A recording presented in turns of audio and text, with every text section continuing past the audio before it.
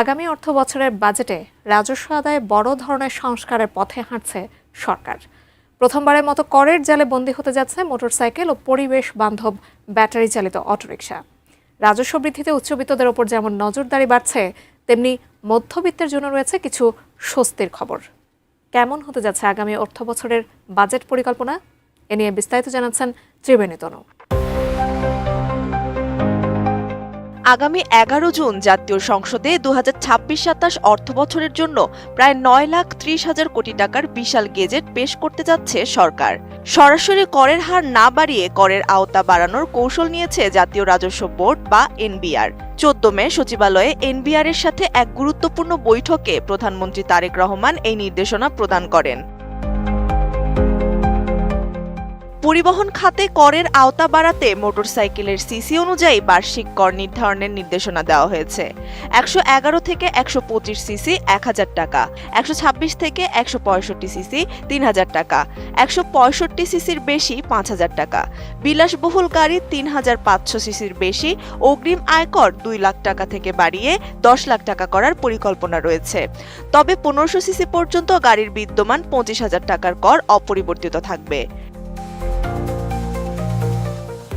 NBR এর তথ্য মতে দেশে নিবন্ধিত প্রায় 49 লাখ মোটরসাইকেলের বড় অংশই এবার করজালের আওতায় আসবে।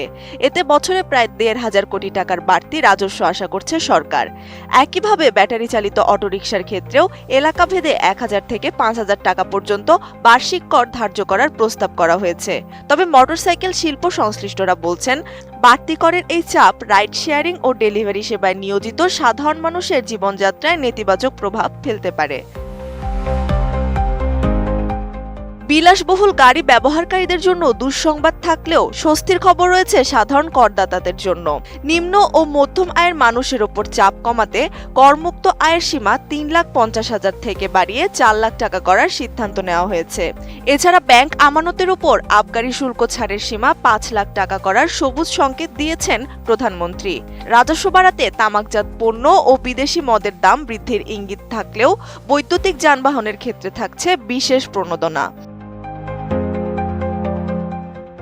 সরকারের মূল লক্ষ্য উচ্চবিত্তদের কঠোর নজরদারিতে আনা এবং সম্পদ কর প্রবর্তনের মাধ্যমে আয়ের বৈষম্য কমিয়ে আনা। এনবিআর জানিয়েছে, অগ্রিম পরিশোধিত এই কর পরবর্তীতে আয়কর রিটার্ন জমা দেওয়ার সময় সমন্বয়ের সুযোগ পাবেন মালিকরা। রাজস্ব বাড়ানোর এই চেষ্টা সাধারণ মানুষের ক্রয় ক্ষমতার মধ্যে কতটুকু ভারসাম্য বজায় রাখে তা স্পষ্ট হবে বাজেট ঘোষণার পরই। স্বচ্ছ কর ব্যবস্থা নিশ্চিত করাই এখন সরকারের সামনে বড় চ্যালেঞ্জ।